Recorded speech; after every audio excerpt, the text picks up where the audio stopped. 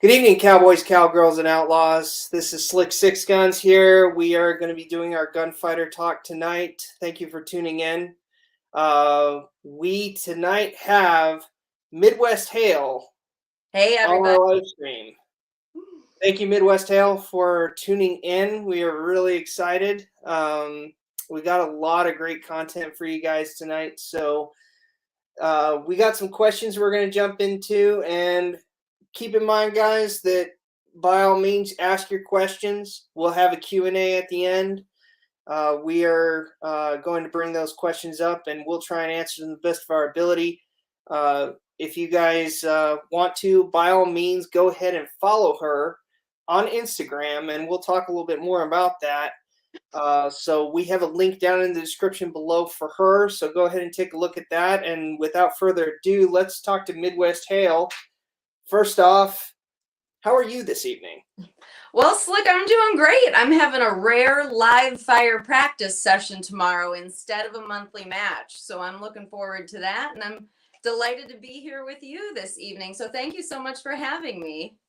Yeah, no, that's great. Live fire, or excuse me, dry fire, you said, right? Well, tomorrow I'm going to actually get to go to the range, not a monthly match, and do some real live fire practice. So that's rare when that gets to happen for me. So I'm looking forward to it. Awesome. Well, let's talk a little bit about, we'll get into the SAS stuff, but let's talk about your background. What about you do you want people to know? I mean, by all means, it doesn't have to be all inclusive, but share as much as you want. I'd like to hear. Well, I'm a teacher by day, and I am a social studies teacher. So we kind of get some of that historical relevance in my daily life that I then play cowgirl on the weekend. I'm a world history teacher, not an American history teacher, but of course have a love of the Old West. I've lived in Florida for about 10 years. I'm very lucky to do so. We are the largest, members of SAS in the country are located here in Florida. So that's really awesome. And I was born and raised in the Midwest, and that's kind of where I know we'll talk about how we get our aliases for this game. And I'm just loving playing this game and really starting to hit it hard. And I'm going to be 33 in like 2 weeks. So I'm still going to be a cowgirl for a few more years before I switch into another category. And I'm just excited to share more about SAS with your community and get more people to know about this game, because too many people don't know we exist. And that's what we really need to work on, is people knowing about this game and this sport. Yeah, I agree. Let's talk about your Midwest. Where, I mean, obviously that's part of your alias, but where'd you grow up in the Midwest? So I grew up on the Illinois-Wisconsin border, really, really close to the Wisconsin line. So I'm a prairie girl at heart. I was about an hour and a half from Milwaukee and an hour from Chicago. If you like the movie Groundhog Day was in February. That entire movie is filmed in my hometown. Which is Woodstock, Illinois. It's supposed to take place in Pennsylvania, but they never film things where they say they are. So they filmed the whole thing there, and it looks exactly the same. So watch the movie and you'll know exactly where I grew up, and that's Woodstock, Illinois. Oh, wow. Okay. So I haven't had much, I haven't been to Illinois except through the airport, so I really can't speak to that, but that's pretty awesome. And Me, myself. where you're at again. Well, I'm in Texas. That's right. I am in Central Texas area, and I am not originally from here, but I got here as soon as I could. There's the famous saying of "gone to Texas," and I definitely kind of took that to heart. Aside from I didn't do any of the illegal stuff to have to warrant running away, but I enjoy the fact that I'm in Texas. I'm originally actually from Arizona, so it's kind of a southwestern theme of mine that I really appreciate. But yeah. Never been to Texas yet. Not even to an airport. Never been to Texas. It's on my list, certainly, especially in this community, but not yet. Not yet. Yeah, I was gonna ask you, what kind of big name shooters have you been shooting with, considering you said you're the largest SaaS conglomeration of people. In addition to, I know that you're thinking of going to End of Trail. Not End of Trail, unfortunately. I will be at the Nationals. I will be at Land Run in Oklahoma this next year. Okay. No tentative plans right now for EOT. That's a really hard time of the school year, where it's located in February and March right now, and it's just so much time off. So unfortunately, it's that's and so far away from us here in Florida. But Oklahoma, I'll be at Land Run next year. So everybody come out and say hi at Land Run to me next year, please, please do. Well, I'm sure you're going to have some Texas Cowboys go there, but tell us about some big name shooters that you've been shooting with and have shot with in the recent. You just came from a state match, right? We did. We just had our state match, and it was a bit of a who's who of cowboy action shooting. In Florida specifically, there's two shooters from the top 10 at EOT that I shoot with on a really regular basis. That's Bucky Buckskin and Santa Fe River Stan. So they just went out to EOT and both placed in the top 10, fourth and eighth respectively, if I'm not incorrect on that off the top of my head. And I shoot with them at least, Bucky probably 2 weekends of the month. Santa Fe River Stan when he comes out and graces us with his presence. But just at the Florida State match, my goodness, we had Deuce Stevens was down here with us at the state match. Other kind of, I'm trying to think, James Samuel Pike, excuse me, was our overall state match winner. He just came down from the Northeast. And it's funny, like in the SAS world, I'm trying to think of who are big names because they travel and who are big names locally. Just in our region. Again, Arcadia Outlaw is really big in our region. Christian Mortician is pretty big down here in our region. He's a teacher as well. So like me, he doesn't quite get to travel on some of the same circuits.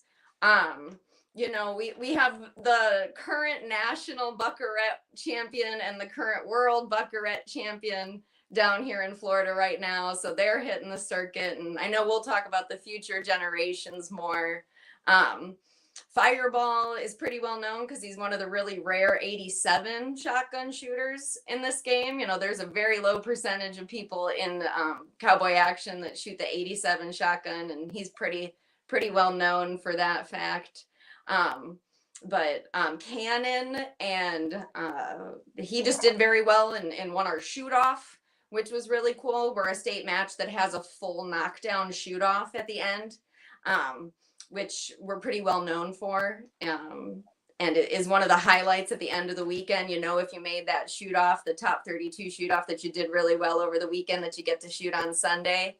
And other notables, just, JP Law is really coming up in this game, and the outlaw Travis James is a very solid shooter, and he has a very strong online presence that I know, even though he hasn't gotten to travel to everything he'd like to yet, a lot of people know him and the trajectory in the game that he's on right now.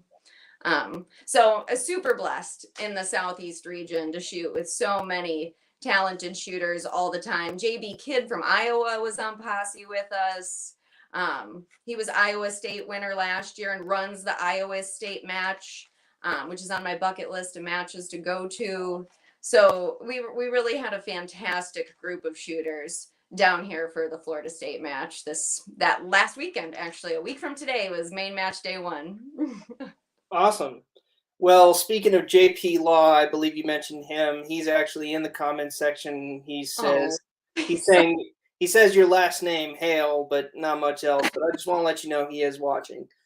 Kind of a funny thing that you mentioned, Santa Fe River Stan. He was one of the first cowboy shooters that I actually saw on YouTube. So, there you go. Yeah. He was part of the reason. He was part of his long time. His video was part of the reason that I ended up actually looking into cowboy action shooting. So, that's awesome. You can tell him I was inspired. I absolutely will. I absolutely will. He probably doesn't know who I am. You'd be surprised. He's really very good about learning people in the game from every aspect of it, and takes his time with that. Very considerate in that regard. Just a top tier cowboy all around, that guy. Awesome. Let Awesome. me ask you a technical question really quick, Slick, because this is my first experience with that. Sure. If I hit my chat button over here, will I see the chat as well? Yes, No? you should be Yeah. able to. Well, Should bear be with able me one moment because my screen's all flipped around here. Oh, maybe I don't want that. Did I lose you? No, you're good. Oh, okay. Then maybe not. I was just checking. I'm good. You'll tell me. I was just curious. Okay. JP, that was so sweet. I'm not surprised he's here. He's awesome. Yeah, I was just wondering if you had the if you got the chat up, you can definitely see that. But moving on, what's the I think I kind of already asked you this and probably answered it anyway, but I'll ask you again. Why did you choose the name Midwest Hale? You know, that's a good question. My initials in, my daily life are HM. So the Midwest Hale is my initials backwards. And I liked that play on it. And again, being born and raised in the Midwest, I really do. It's weird. My Florida people will remind you that you're not from Florida all of the time. And you're not a real Floridian, even if you were born here, if your parents weren't both born here. They're very technical with their who's a Floridian and who isn't a Floridian. So I'm not. And I identify with that upbringing. We, like I said, grew up right on the Illinois-Wisconsin border. We spend every summer in Minnesota, and I went to college in Michigan. So I feel like I've done this full circuit almost of the Midwest. I liked that there was a smidge of androgyny to the name. It's not automatically overtly female because I'm trying to scare some boys and run with some hot, boy shooters down here. And then, Hale, just short for Haley, my real first name. And we get Hale spelled, Hail from in the Midwest that we don't get down here. So it was a little double play on that. So I felt like it kind of had a lot of different resonance to me. And then I kind of just got stuck on it. And no one at the range really calls me that, though. I'm one of the few people in this game who is not usually called their alias at a match. Most people just call me Haley, but I like seeing Midwest Hale on the sheets and everything. So, and or like JP, a lot of people just call me Hale. Okay, I got you. What about you, Slick? Huh? What about you? Where did Slick Sixguns come from? How do I answer this? So my mother actually recommended that. I like that. The reason why she recommended it was because she liked the name of Slick. Mm-hmm. Sounded very gamblerish Western. And my initials consequently are SS.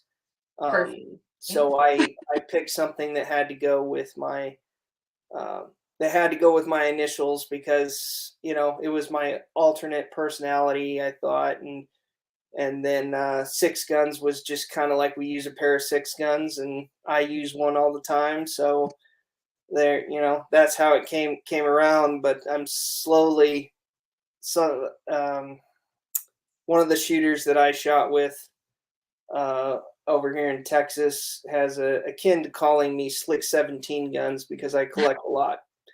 And I had one match where I brought one rifle for every stage because I didn't want to shoot. I didn't want to shoot the same rifle. I wanted to. I have and we'll talk about this. I have quite a collection, Hale. So, I don't get to shoot all my guns every year. So I wanted to be able to actually get through the amount of weapons I had. Wow. That's why. Yeah, we can talk about that a lot more, but that's how I got my name. My mother gave it to me. Perfect. That's perfect. That's how it goes. That's what we deal with. But anyway, Cool. Good to hear. So, a really big question I have of you, and this has to do with your influence online, is why did you choose, of all things, Instagram? Oh, Slick, I'm feeling called out on that. Well, I used to like the platform a lot more than I currently do. Instagram's trying to be TikTok now. And again, I'm a teacher. I can't stand TikTok, and TikTok's really not 2-way friendly. I think Deadeye Dillard actually, I've never met him in person, but we've chatted online a few times, and I think he jumped ship because he was over how anti-gun TikTok is, and was trying to do more on Instagram as well. It started, I had two, because again, I'm gonna be 33. I feel like I was the original Instagram generation. Um, that post Facebook kind of new social media. And I had one that was just the dedicated to shooting, and that was public and out there and talking just about the game. And then I had one that was just real life. And then I got rid of that one because my entire life is this game now. um, and it's done all right. I've really been slacking on it. Again, I'm not a super good content creator like this, to be honest. Um, and it doesn't pay my bills. So I'm not really dedicated at editing the videos in the way that I should be to work on it. So when I have the time and the care and concern, and thank goodness for the outlaw Travis James, because without him I would have no footage of shooting to share. So when people want to see unedited videos with no music and all just the real range stuff, his YouTube channel is phenomenal for that. I definitely need to give that a shout out. And without him, I would have literally nothing to post. But I liked sharing just kind of the snapshot when Instagram was a little bit more picture based, and then the quick videos. Ideally our stage times are pretty quick. So my core people will want true range videos and not edited to be reels with music and stuff like that. But the algorithm doesn't like that. The algorithm wants all the music, it wants all the fast, and I haven't really been able to parlay into that as much as I probably could, because it just also doesn't feel as authentic to the game. What I love about Cowboys so much is the ringing of the steel, and I don't want to have that edited out of a video just to hopefully get it to have more views. So my Instagram is really lacking, but I promise that, well, I'm working on it still a little bit, but I don't think I've posted something in 2 weeks or anything like that. I've lost a bunch of people recently because no interaction on the program, but I used to be really diligent about it, and maybe I will again now, especially in like the kind of training push to land run in October. But that is definitely where my best content is. I do have a Facebook as well, but it's pretty lame. I don't do a whole bunch over there. I more check on matches and information about stuff over on the Facebook and all of the groups about different things. But so my Instagram and then the OTJ's YouTube channel has the best stuff. But I liked old Instagram, but I'm still there and I'm still committed to it. I'm not getting rid of it, but I'm not on any of the trendier things or anything like that. Yeah. Speaking of OTJ, we're going to have him on the channel here as well. So he's going to be in the next couple of months. Santa Rosa Slinger also, which I will say that Awesome. New Jedi Gunfighter. yeah, he'll have to explain that a little bit. I kind of was reading about it. That'll be interesting. So Santa Rosa Slinger is in the chat, and he will be on coming into this interview he'll come into this interview in the next couple months. I don't remember exactly which date, but he's in the chat room. But that's awesome that you've got some kind of background to some background people that sort of help you out, get your footage on Instagram. I'd have to say, yeah, TikTok was kind of a disappointment. To me, I thought it was supposed to be this really, it's kind of what YouTube Shorts ended up being, Yeah. which is why I do YouTube Shorts anyway. But I started off with TikTok, and I realized very quickly that they don't like gun content at all. So, um, and it boggles me that it's that way. But whatever. There are other programs to use, and so that's why I don't use it anymore. But I'm I think if I'm not mistaken, correct me if I'm wrong, but you do have a YouTube account, correct? I do, and there is nothing on there. Hey, hey, I'm just telling you, you need to put you need to do the shorts rolls on there. I think that'd be perfect for you. Take your Instagram, convert it over there, you'd be good to go. Oh, well, I should look at that. I had the idea of an ESPN top 10 cowboy action show idea, like Sports Center, and I really lacked the technical capabilities at the time to do that, and so I'm still kind of working on it. I need a new computer and I need better software is what I've come up with for that. Um, but I did create that, and it's always like the same alias stuff. And you've been super successful with your YouTube channel and your subscribers. How did that get started for you, and what made you? Because and your content has such a wide variety of Western things. I'm so niche with really cowboy action's all I got in the gun community. I don't know anything about guns outside of this very specific world. Um, Yeah.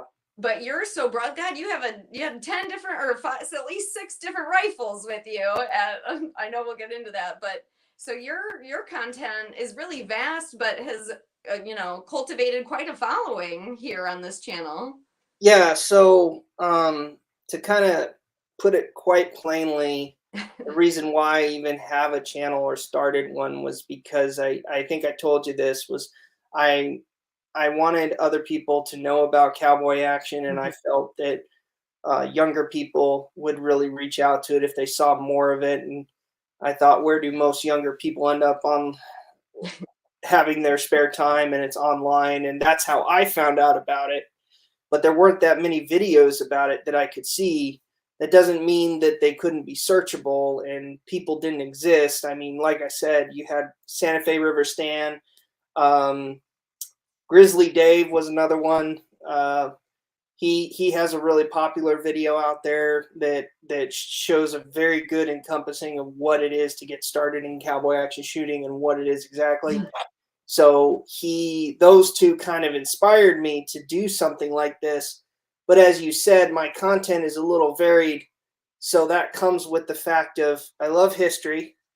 So I focus on the history of the firearms that I use as well. I think it's important for someone who does the sport to at least know something about it. And I'm sure people are curious. And if I'm curious and I want to know about it, I'm sure others do.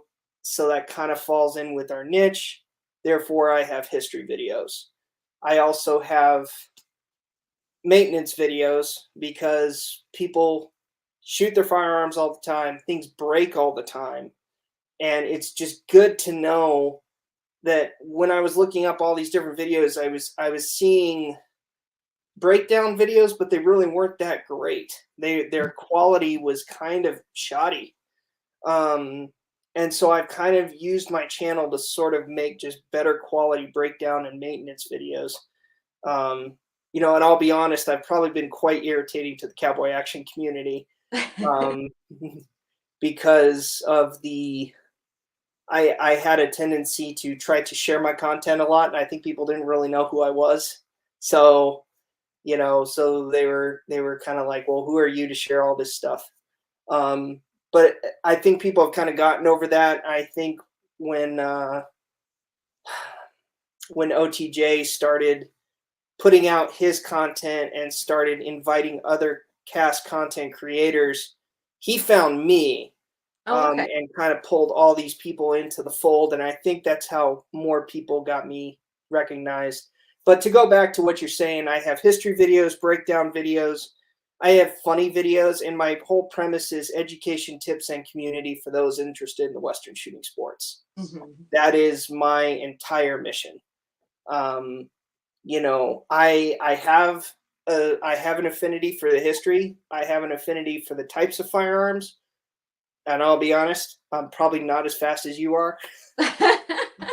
And I'm sure you have a lot of practice. Because practice. I just have not practiced, and I'm lucky sometimes to get in a shoot once a month. So, and I'm not afraid to admit that. But what I lacked for in expertise of speed or the game, I make up for in just the character and the history. So, that's that's what I love about the sport is you can be whoever you want to be Western wise. You don't have to be the fastest. You don't have to be the most technical. You don't have to be the most historical. You just got to show up and have fun. And that's what I love about it. Everybody gets something so different. Slinger is one of those great examples where he's a little newer to the game than I am. And he has just enjoyed doing such a difference. I've never shoot black powder. All of a sudden he's shooting black powder and he's just having a riot with even the older guns. Like I like to think that I'm getting very good with the guns that I'm shooting, but I have shot one set of like everything from day one. You're shooting however many different rifles. That I can imagine like not getting that. Not that you're not proficient, but you know what I mean? Like I'm always running the same rifle, the same stroke feel, the same everything. Or when you're switching between so many different things to, you're a jack of all trades of everything with that. And again, my knowledge is very narrow in the game because I've been sticking to the same stuff the whole time, and I know I can get even better with that stuff. But I love seeing the other people like yourself that are going to come out with all sorts of different things, like Slinger playing with all sorts of different things. People who switch different guns around. We've seen a lot of Florida used to be really hardcore in 97 shooters. And as the game has kind of changed, we've seen a lot of shooters that were famous for being 97 shooters that switched to side-by-sides. As they think, and now side-by-sides are truly, really dominating the game pretty much everywhere. It really looks like. So it's just everybody gets such different things and then trying out different stuff. And so that's so cool. I'll be curious to hear what some of your other guns are to see if I even know what they are. Because again, I have such a narrow knowledge in the game to just what I do. Well, that's all right. Before I answer that question, I want to give a shout out to Tuco the Rat. He is a big time YouTuber, has well over 100,000 subscribers, at least that I know of, and is a definite shootist when it comes to speed draw and occult single action. So congratulations to him on attempting the quad shot on live camera. Look him up. Anyway, so to answer your question, I've used a Spencer carbine in competition. And I love the looks of the gun. I absolutely hate to run it, but I still bring it just because my method is I want to work through the history of the lever gun.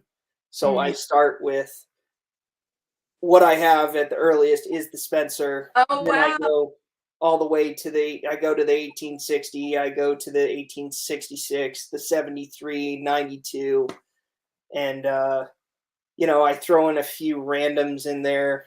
But yeah, I think that's my most complicated one that I use. And it's just if you ever watch any videos that I have of it, I'm lucky to get under a minute in a stage on that one. But yeah, what about you? What is your go-to rig? Let's talk about that.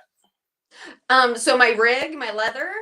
Well, no. Or just we're talking about guns. You're right. Let's talk about your go-to setup. What are you using? So I'm running the Uberti 73. which is very common in the game. You'll see I've got new model vaqueros. I do shoot a slightly longer, a 5.5-inch barrel, and then I'm running an 1897 pump shotgun. So those are my babies. Mhm. That's my comfort zone right there. I think I shot a marlin in my first couple of matches when I was surviving on the kindness of cowboy action shooters. When I first was getting started, I did being in Florida, especially, that was 2017. And Delta Glenn and Hawkeye Jin, who is probably one of the most famous lady 97 shooters out there. Because she's the dream lefty loading it from the right. So she saw me right away at my first match and kind of converted me pretty quickly from the side-by-side to the 97. So I do think I shot maybe 1 match or 2 matches with a side-by-side before I was pretty full 97. But so yeah, my little 73, it's everything's cut down to me, so they're really adorable. They're long guns, but they're very short, and I love those. I'm comfortable with those, and I know I can be even faster with those ones than I currently am. So I'm not ready to make any changes to my setup yet. Gotcha. Well, if you ever want to just experiment and try a new gun, what would it be? What would your next dream? Because you can't just try one. Yes. You can't just try one. You have to try them all. So what would be your next gun if you could own it? I don't know if it's a different gun so much as in, I fancy shooting 45s, because I just think being like ripping a 45 would be cool. Like, people would be real shock factor if I could do that. So it's almost a caliber change as Okay. opposed to a gun change. I'm trying to think. Henrys are so beautiful. They really are. They're so beautiful when you see people with the Henrys on the range. But I'm not dying to switch to one. Okay. I do. We joke about it a lot that with everyone switching to side by sides from 97s to join that really a small percentage I already talked about that shoot an 87. And getting the real true like fireball modification to drop 2 in the way that I draw 2 from the right for the shotgun, I feel like could transfer to the 87 idea. So that's kind of like the one that is a fantastical out of the question idea, just because they're so hard to find and everything as well. But so maybe Chili Pepper Pete was just with us. He's pretty famous in the Plainsman category for cowboy, and he had just the perfect 87. And I asked him as a joke, of course, how much, and because it would have just been perfect for me. And it was just priceless. It was literally priceless. So and that's what was like an original. I can't even remember how old he actually said that gun was. And when you looked at it, it was just a magnificent piece of history. Mm-hmm. And so it was cool then at the Florida State match to shoot on a posse with 2 87 shooters. So I would definitely say that's because I've never even fired it. Then I should have probably asked him if I could just give it a whirl. That's probably the dream one. But to have in the arsenal, just because it is so unique in the game. Gotcha. What's your most unique gun that you have that you bring out? Is it the Spencer? That I bring out or that I have? Well, no, that you bring out. Maybe we'll get into that you have later. That you bring out to the range for everybody to see. That I actually have used in competition. The most unique one is going to be my Spencer. Okay. Yeah. So, so with the ammunition change you're talking about, you've watched some of my videos, correct? I'm going to ask you the question. Oh, I have a series that deals with the type of personality you have based on your ammunition, uh, your uh, shotgun, your rifle. Have you seen any of those? I think I watched a little. I tried to get a little taste of all of the different stuff that you have. Okay, well, if you saw any of those videos, I wanted to know based on your perspective, did I match personality with your prospective firearm or ammunition? Yeah. um, I would say with the 38s and the like speedsters that you probably hit us pretty well. We're not here for historical accuracy, you know. That's not Yeah, what our 38 special people are here for. We're here to go fast, and I think you nailed us pretty well with that. Absolutely. great, awesome. Well, I've been trying to make sure that I'm keeping up with the times when it comes to the different types of personalities because I'm always looking to do a part two on that, Yeah. and I want to make sure I'm at least entertaining. So that's good. Um, so this is a little off of SAS topic, but still having to deal with it. Obviously, you wouldn't get into the sport if you didn't have some type of interest in the Old West. So do you have an interest in the Old West, and what draws you to it? Why'd you choose it? Um, where it's such a unique aspect of American history. And I really enjoy seeing the SAS clubs in other countries because not that there isn't some sort of related basis that you can do in other countries to that same kind of Wild West experience. But it is so identifiable to America, and I think that is so cool, and that idea of the frontier, um, and just from the historical perspective, when you think of that time period and like the Edwardian era and the Victorian era that's also going on in Europe. And so like the way we have the Victorian style dress, the clash of this new frontier with old world Europe coming across the United States, and that melting pot. Um, it's just the most recent like fantastical culture clashes when you have out in Western California, where you had the Asian diaspora coming into California and things as well. And so you have all of those, you get the Oriental saloons and all of those mixes of everything. That's just one of the last great, I feel like, mixtures of cultures in that way, and kind of blending and creating something new.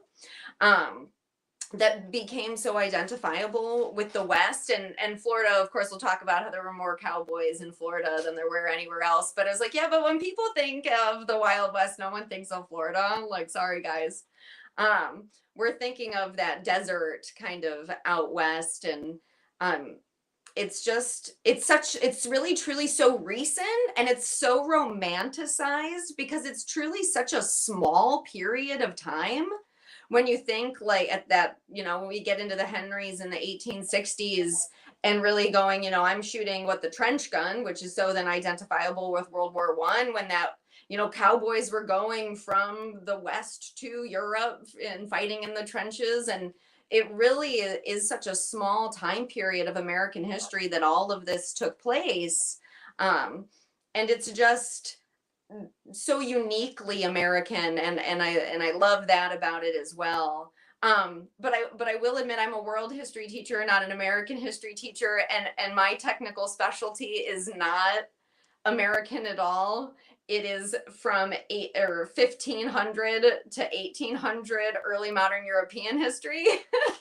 So I still love learning more about the Old West. There are people on the range who certainly know so much more about it than I do.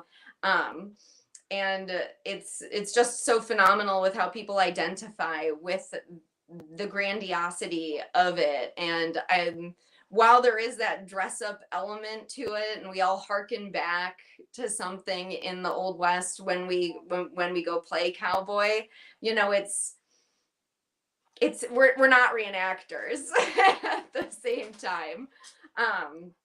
That's a big thing, you know, because again, nothing I'm doing is historically accurate. I'm not certainly dressing historically accurate for the time period. But it's fun to have the wink and the nod to that time period of American history, and just remember that kind of weird sense of freedom that was taking place in the West. And I think that's why we all enjoy it and disappear into it at a match for as long as our matches last. Yeah. What about, you're in Texas? You're in what I consider more, you know, growing up in the Midwest, much more Western than where I'm at. And you were in Arizona before that. What is the cowboy culture like in those more what I think of as Western cowboy states?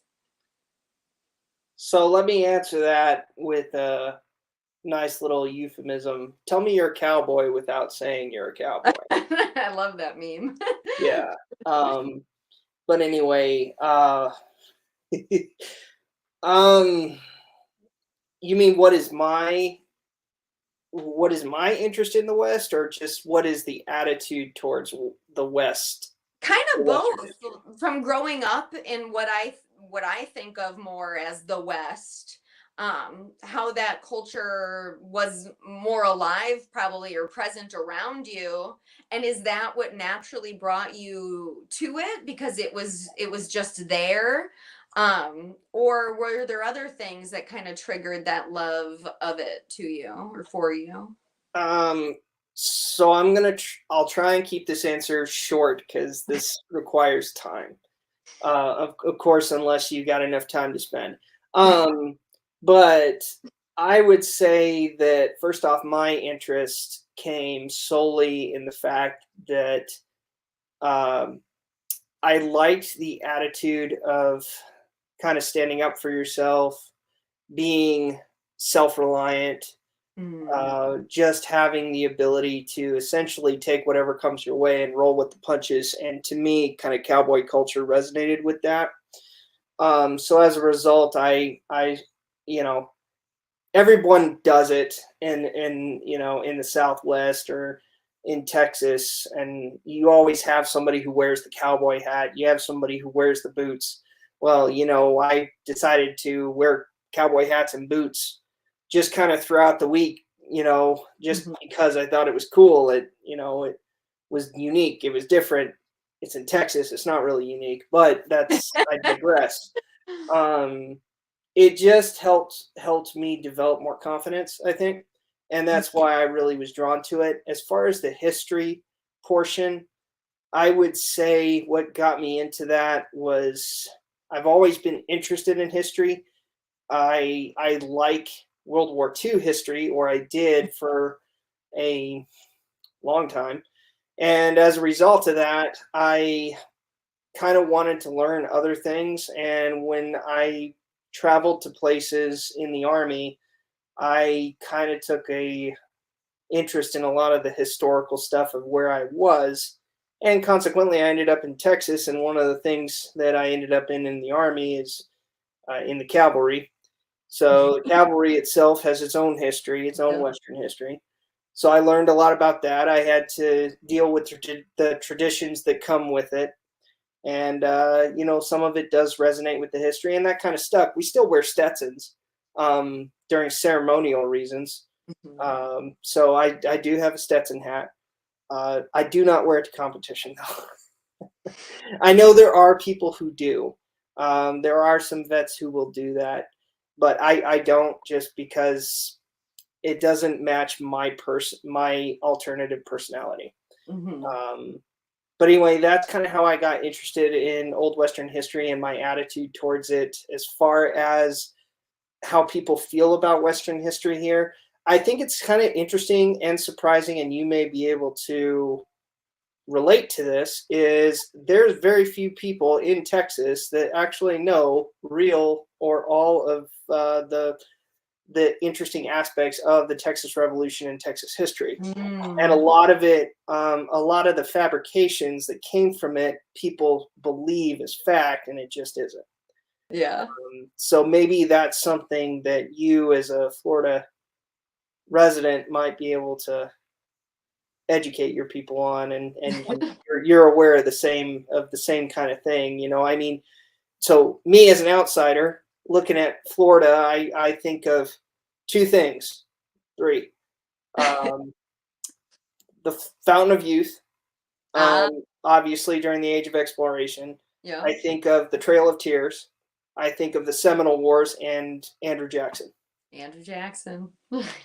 Yeah, and that's what I think of. So I don't know a whole lot about Florida, but if 90% of your population, I don't know if that's all they think about in Florida. Oh yeah. And would you say there's more interesting history to it? Oh, well, and I think that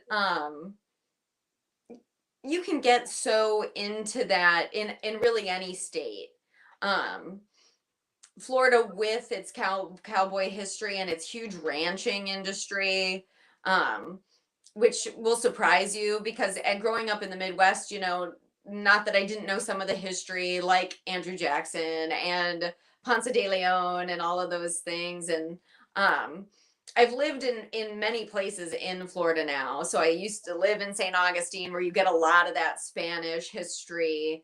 Um, I live in North Central Florida now, which is really like the rustic old Florida, where you get a lot of that kind of ranch history and a little bit more of that cowboy and the Seminole Wars and things like that.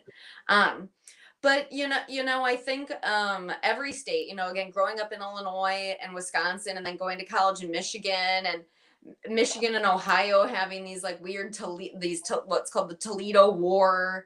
Um, and fighting over that territory, and I think that every state, and as they became official states into the United States, have such an interesting rich history to its residents, and that there is like a mythology to every state as well.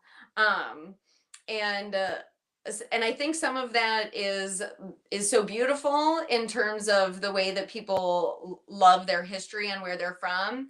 And like, well, Texas is just so interesting. I always think of Six Flags because of all of the different leadership that Texas has had that a lot of people don't know about, and Texas's own independence, um, before it was really part of the United States, and all of the rare things with that, and shifting borders and whatnot. But so I think like people need to make sure that they're traveling around the United States and really getting some more of that different history, because I think there are such unique things to so many locations, and it's more than just the stereotypical things. There's so much more depth to the stories of the United States in general. And these ones have that big cowboy culture to kind of try to bring this tangent back around to our topic. Um, and I think that there's a lot of identifiable Western things that aren't in our Western states. Um, but I definitely think people need to be sharing their experiences and traveling to the other places, on a really regular basis, to experience that and to see it. Because that's, the coolest thing about this country is how unique and different states are from one another.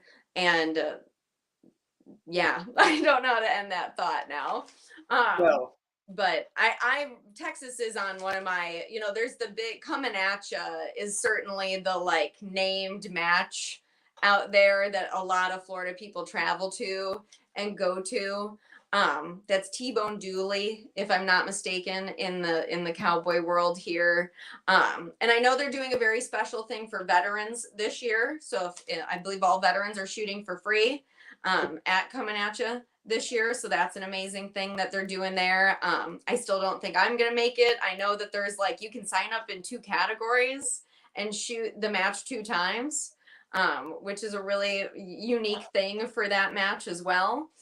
So that's certainly on my list. I don't think it's going to happen this year, but I want to go to the Alamo in Texas, but so many from Austin to the other side, it's so different parts of Texas when you talk about East Texas and West Texas being so different from each other. Um, and being in such a big state too, with that kind of history, just the territory that makes up Texas, as opposed to other states that have such a much smaller geographic area. There's just so much to Texas there, and I need to visit. That's for sure. Yeah, I think that's a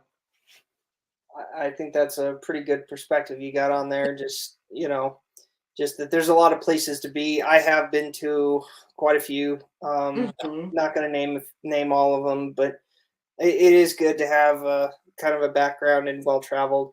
I'm going to pull a history gotcha there. Tell me when Florida became a state.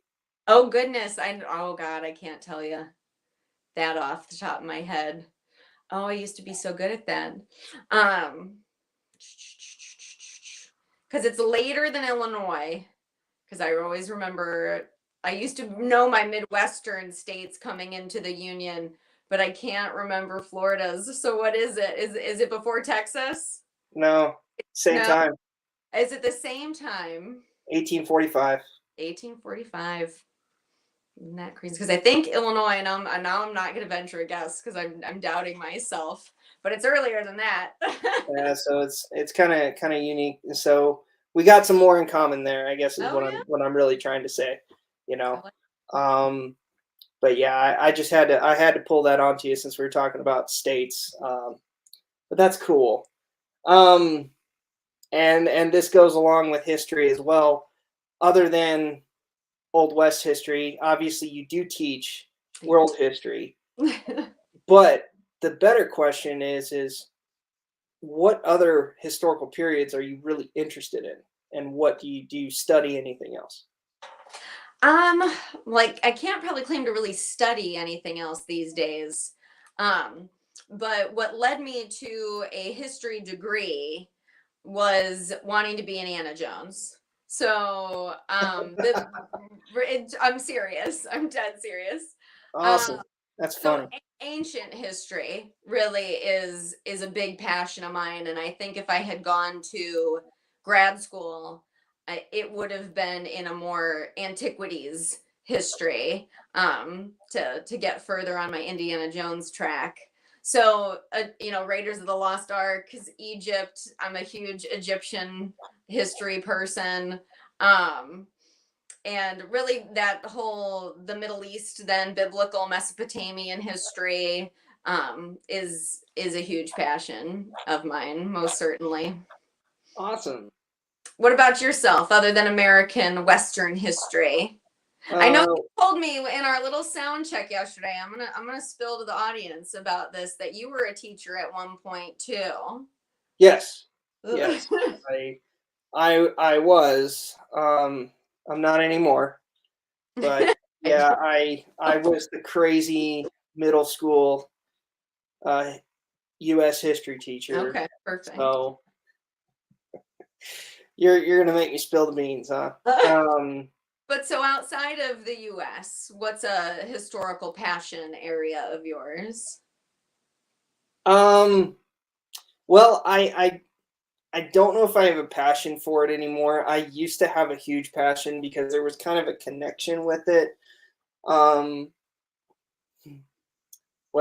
I was into World War II history for a while. Mhm. I think I kind of fell out of that after I realized how saturated it is. Mm, So it's good to remember history. It's yeah. important. Um, but I had been to the USS Arizona. I had been to Japan Oh, and seen Yokohama Harbor. I've been to the World War II National Monument in Washington, D.C., just about as many live action events to include a recreation of Tarawa down in mm, Fredericksburg.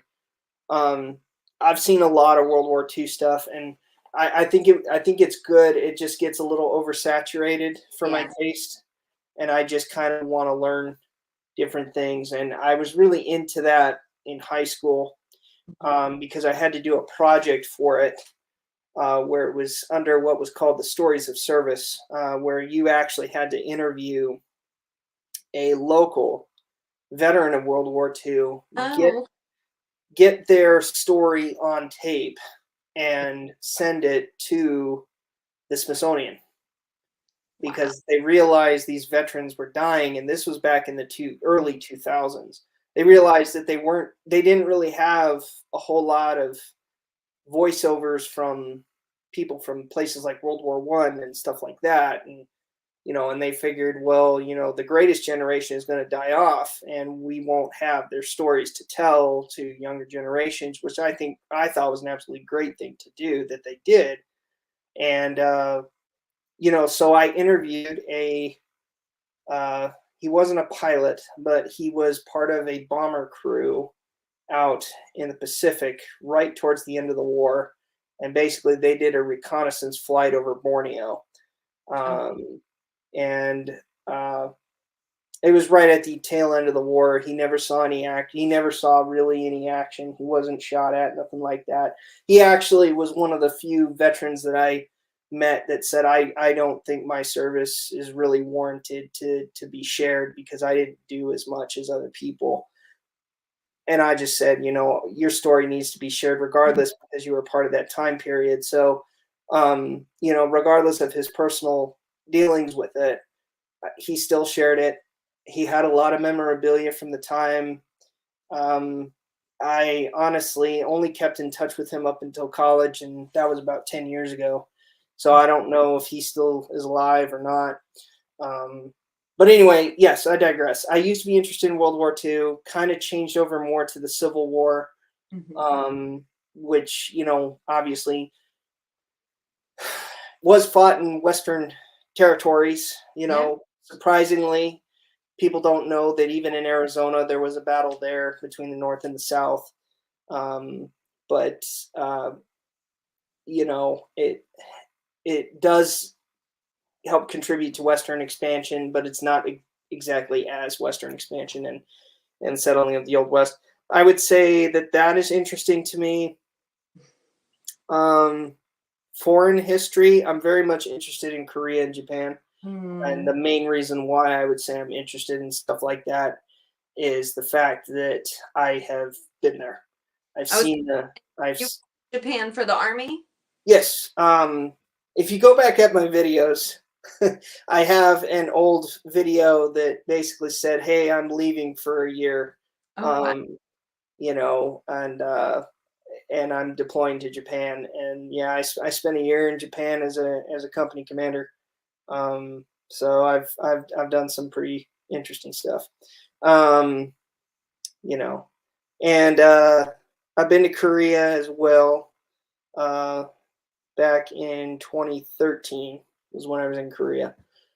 So that was a while ago. But what I really liked about the history there is that they identify so much with the United States because pretty much we built them up from nothing after the Korean War.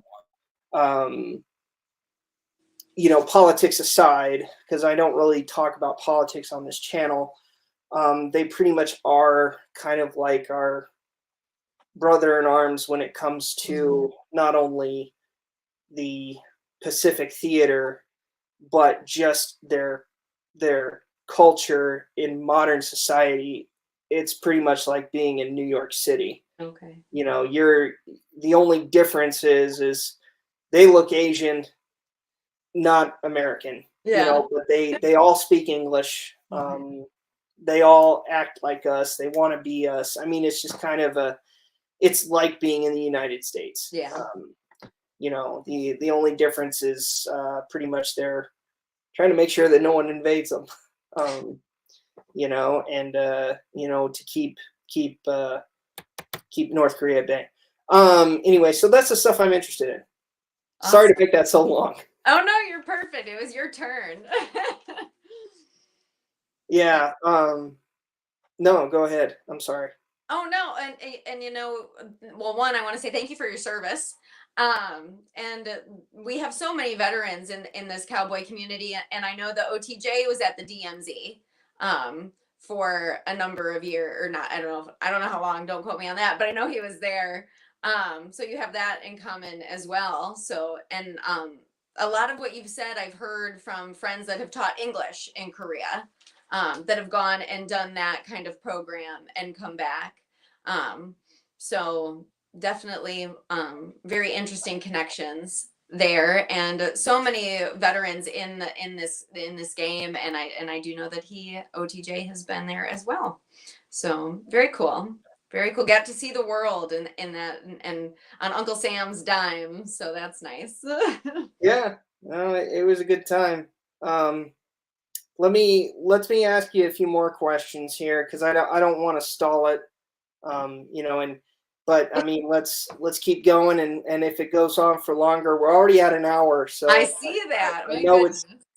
it's late for you. It's it's 10:30 there, and it's only 9:30 here. Anyway, we can come back to that. So obviously you do competitive shooting, you do SAS. Is there any other Western shooting sport or shooting sport in general that you do? No. Easy answers if you want to. No, I have never competed in any other. I mean, I shot an EDC match once in Jacksonville because a lot of it was run by cowboys, and I shot all the same guns except for I shot a little different rifle and a different pistol, but I even used for that everyday carry class for those who might not be for everyday concealed weapons little match. I even shot my 97 because it was allowed. So I did that once, and that's literally the only other even sort of match thing outside of cowboy action that I've ever done. Before this game I had shot I think a couple of shotguns, maybe once. My brother had a BB gun. I had no gun experience before this game whatsoever, really at all. So I didn't come in with any bad habits, which was nice. So I didn't have to undo anything when it came to the gun stuff. I was a very blank slate. So with that being said, are you interested in potentially doing cowboy fast draw? Because it is a sport. It is. And I live very close to the villages, and it's very big in that area. So people talk about it all the time. A lot of people at work think that's what I do already because it's more well known really in the area. And my leather maker does it, if I'm not mistaken. Now he's in his new, I don't know how to, in his older years, he's kind of moved away from cowboy, and he does a little bit more of the fast draw. And I learned a lot about it from him the last time I was at his leather shop. And it looks super cool. I love how the targets are reactive to the time like that. I think that that's so interesting. But I'm not gonna lie, I don't do cowboy enough. I don't know when I'd find the time. True. No, I mean that in time is the biggest competitor, I think, on this. But I do want you to know that, and it sounds like you already know, it does exist. Yes. I think that it's something that maybe you should try. And the only difference is you really have to get a different rig, and you have to more leather, more stuff to buy. Yeah. And you have to get that 45 caliber that you've been wanting. So make sure that you put that on the docket, because that's what it's got to be. It's got to be a 45 caliber. Yeah. But it can be a Vaquero. The whole his little wax bullet press it was super cute, and it was cool to learn about and everything. And his rig as he's transitioned from cowboy kind of into that, it was awesome to learn about, and it's just unbelievable. I got to get the lean down, like. Yeah. Yeah, that's yeah. I did lean. I did do the lean. I don't really do it as much just because it's not really conducive to getting a faster time for me. So Yeah. a lot of people do that, but you'd be surprised that people who do cowboy fast draw know nothing about cowboy action, and cowboy action shooters know nothing about yes, cowboy fast draw. so true. You'd think there'd be more natural overlap. Yeah, and so it's just I just want to put it out there. I think you should try it. You should go for it. If you're in Texas, look my club up. I Right. run the match. I'll make sure you win. There you go. Oh, I like that. Anyway, okay, gotcha. So tell everybody how long you've been doing SAS then. 'Cause that's I one thing you shot didn't my say. first match in November of 17. And I think I became a SAS member that Christmas. So December of 17. Um, and shot a good bit right away. And then I took a little time away from the game and have been hitting it really hard in the last 2 years for sure. So, but technically been shooting since the end, right about the end of 2017. What about you? How long have you been shooting cowboy? I've been shooting on and off since 2015. Since 2015. So my SAS number, I've had two SAS numbers. Oh, okay. Um, one was in the 101,000s, Yep. and then the most recent one was when I got my life membership. I didn't renew my membership after the year that I got it, so I ended up having to take a new number. Mm-hmm. And I ended up in the 107,000. So a lot newer than what I would say if I was starting in 2015. But I was glad to say that I am a life member now. That's And awesome. yeah, and that was just kind of like, it was kind of a birthday gift. So I was like, yeah, I want to do this. But anyway, I started in 2015 and I try to shoot once a month at a Mhm. minimum. Obviously, like I said, not enough to really be super competitive, just enough to be interesting. Um, Like you that. know, enough to keep my interest and enough to annoy my wife. So let's put it that way. Because I mean, she didn't come to matches at first, and then she Mhm. eventually kind of came around and decided to try it, and now she actually shoots with me, and That's awesome. so we're kind of on a schedule of. I don't like to go without her because I like to take her along, and if she can't do it that weekend, then we just don't go. So Mhm. that's just the way it is, man. But anyway, yeah, she shoots a 73 Vaqueros, and she does shoot a 97. So Yes. um, Top favorite. if we're talking about, uh, I do have a 97. I have used it. I prefer it to my double barrel, but in a shotgun, I do kind of have an affinity for is my single shot. Uh, Um, you're in that group. yeah, I love the little single shot because one, it's cheap, and two, it has an auto ejector, Yes, it does. and you can have that, and it's funny to just kind of shoot the RO in the face with the Mhm. ejected shell, especially on the last round, just to kind of see if he'll jump out of the way. Um, so I kind of pull stuff like that. I screw around. I have fun. I try to anyway. So that's when I got started. Um, what is and and I guess you may have already answered this. You practice with a specific type of rifle, so I'm just going to ask you anyway. What is your most prized, favorite, or interesting firearm that you do own? Oh, in cowboy, um, so I don't compete with this shotgun, but it's because I'm spoiled. I have a separate 97 that I dry fire with that I use a different one in matches. So my dry fire shotgun, which is the very first gun that I ever bought all by myself, is actually from 1908.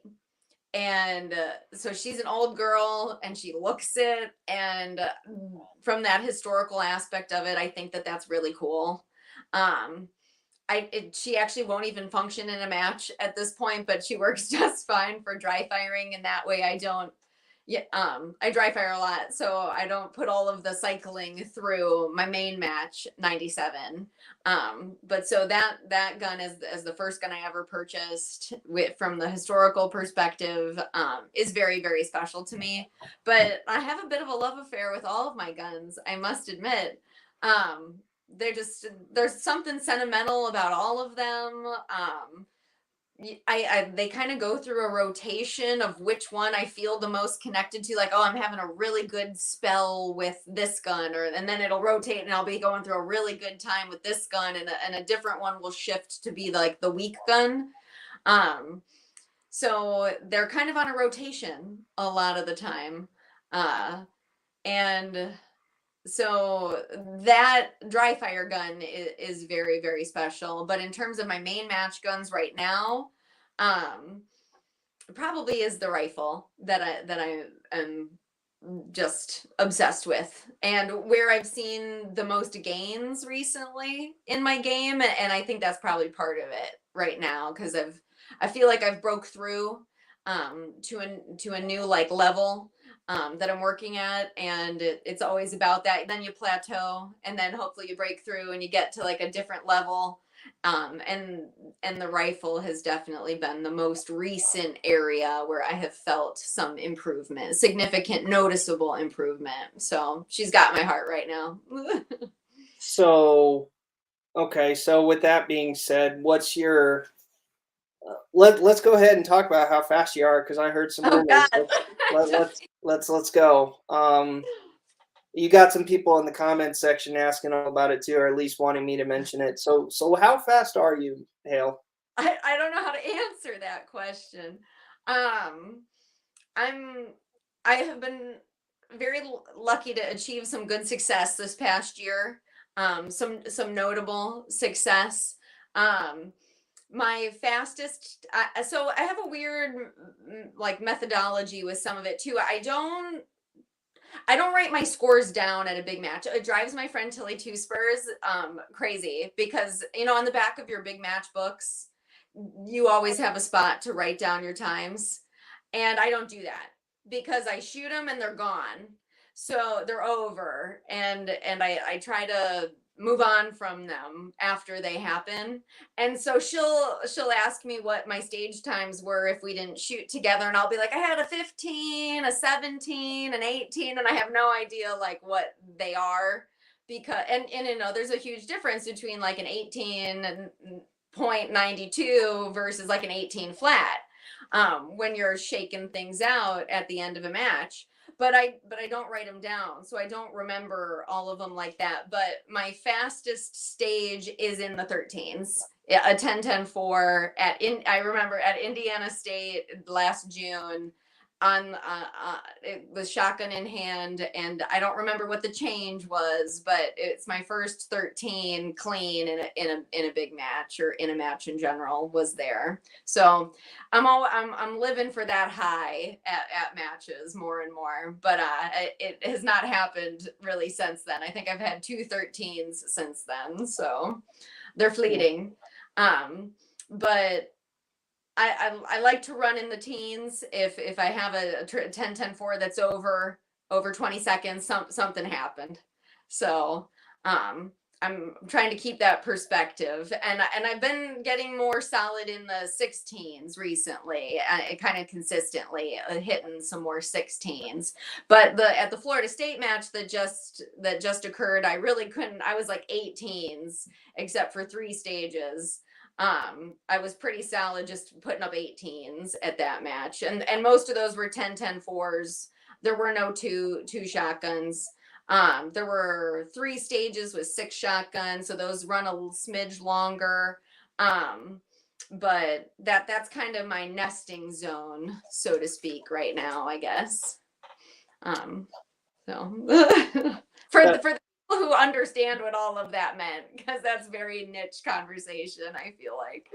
Well, that was a very humble way of explaining that you're pretty darn fast. I'm Yeah. trying, that's for sure. So let's put it this way, and like I said, and there's no judgment here. At least I hope not. Not at all.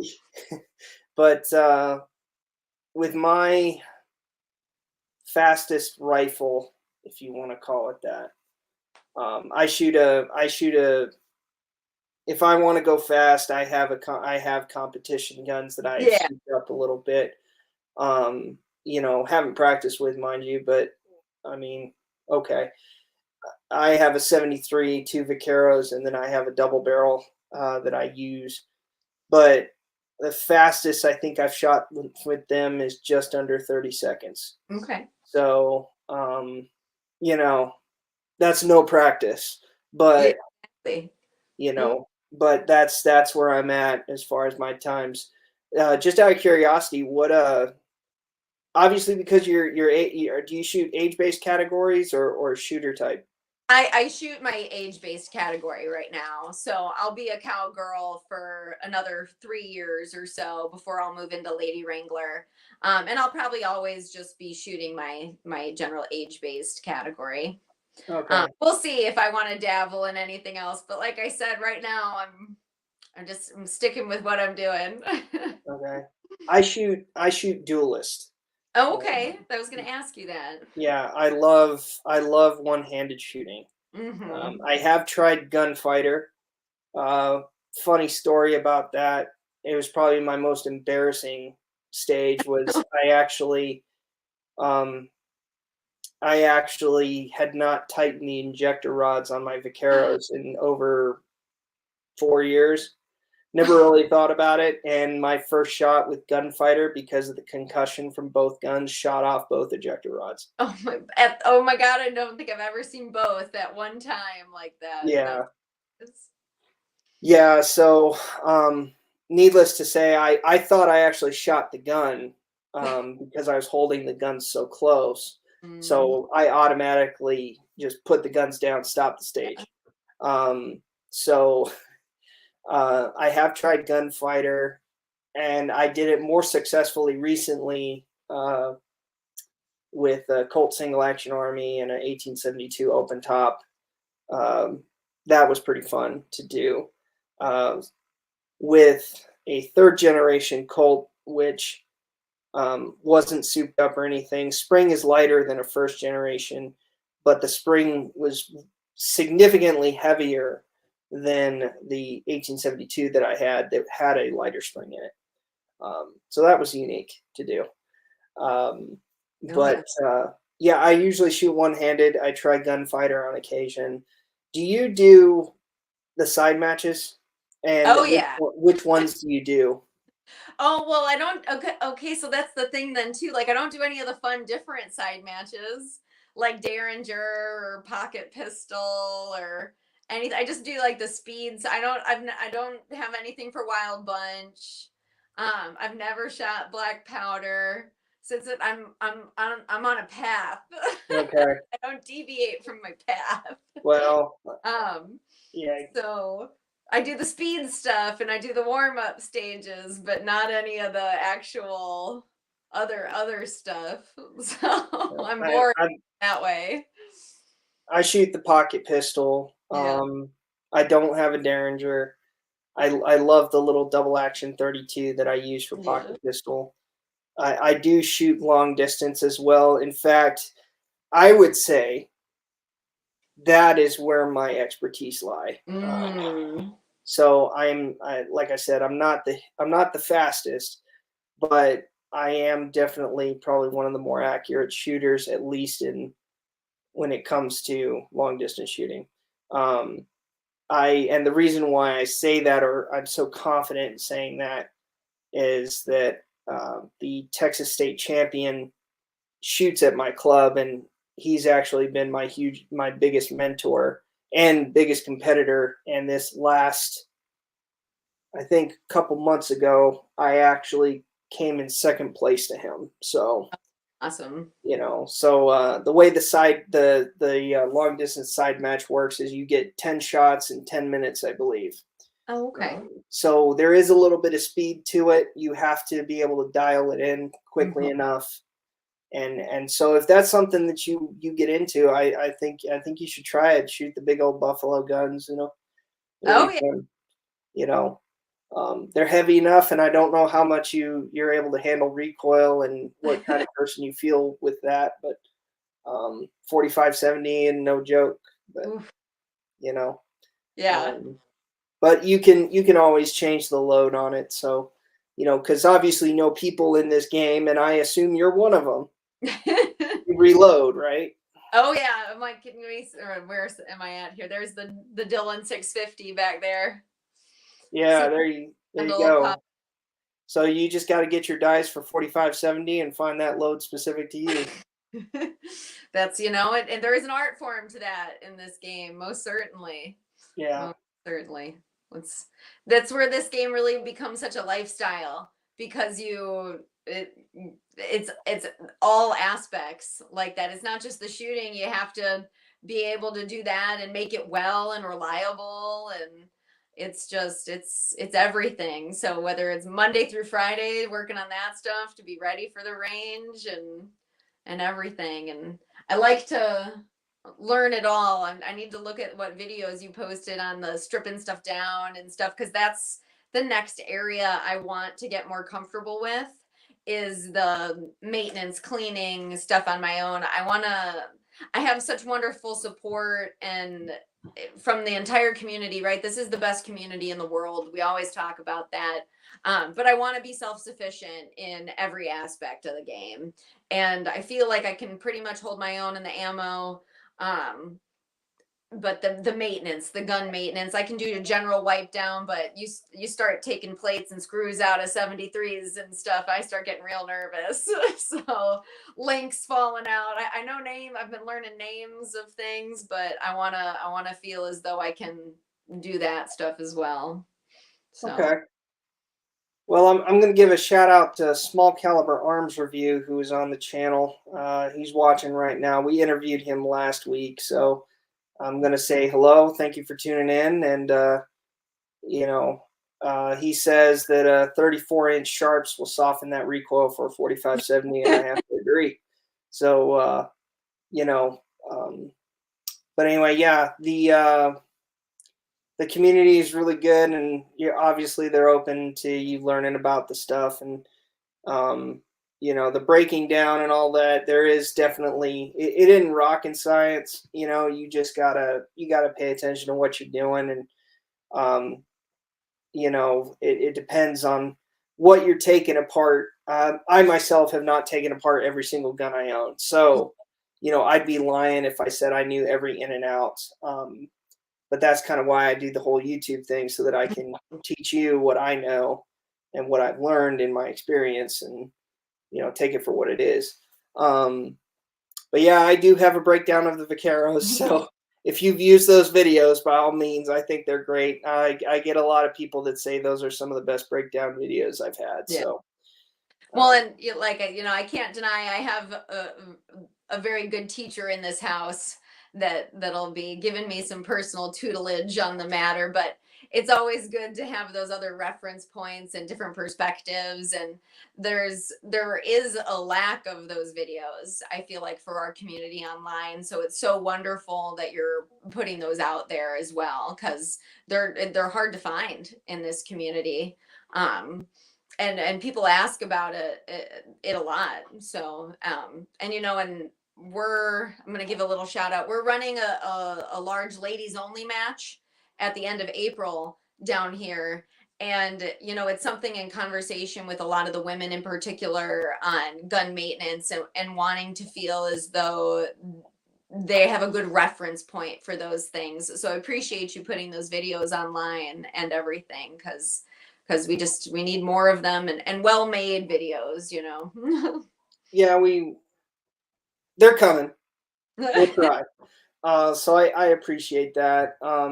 But you brought that up, so that leads into the next question. Leads into another question of you're a member of LOCAS, correct? Yes. Yes. I believe I officially became, and got in with Ruby Jewel, and got a pin number. So I think I'm official with Locas. I hate to be wrong in saying that, but I'm pretty sure I did all of that. Um, And it's a wonderful, supportive, I feel like with the COVID and new gun owners coming in to this, not like to our game in general, but there were so many new gun owners in the past few years.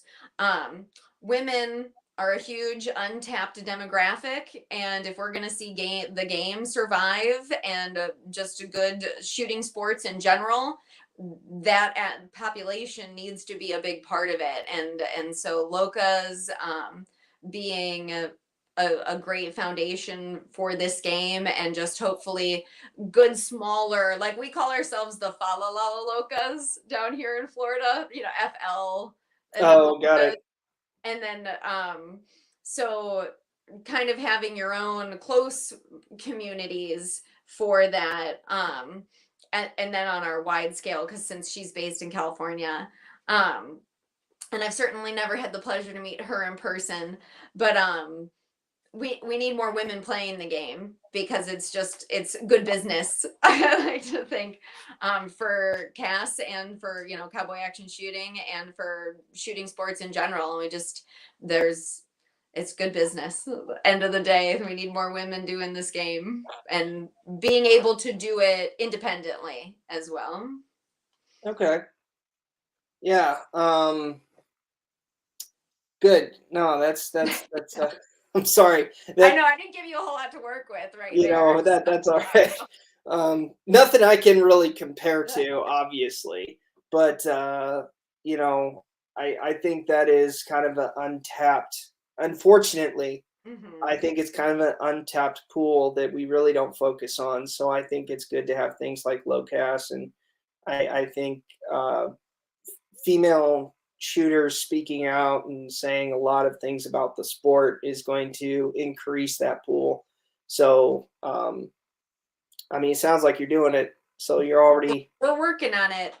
It was just one of those things, again, in our sound check yesterday. We talked about the demographics of cowboy action, and just what we need to do to make sure that this game has a future. And it is such a family-based game. And so making sure that every member of the family is participating, so that there is a future generation, it is really important. So women coming in, kids coming in, it's what we need, most certainly. Yeah. With that being said, do you have any family that participates? No. I do Okay. not. My parents are the best, and I think they're on this. My mom said something about it. Hey, mom. Um, they are the best SAS groupies ever. They are going to come to Land Run this next year. They were at the Indiana State match watching. They were at the Florida State match last year. Oh, they came to the Southeast Regional this past year. So they are the best SAS groupies, but my mom has no interest in taking up the game. And my dad is an avid hunter, and I think he likes to keep it to a very personal, out in the wilderness idea, as opposed to a competitive outlet. Um, so I don't have any family, no, that's in the game, but I am surrounded by wonderful families that are in the game.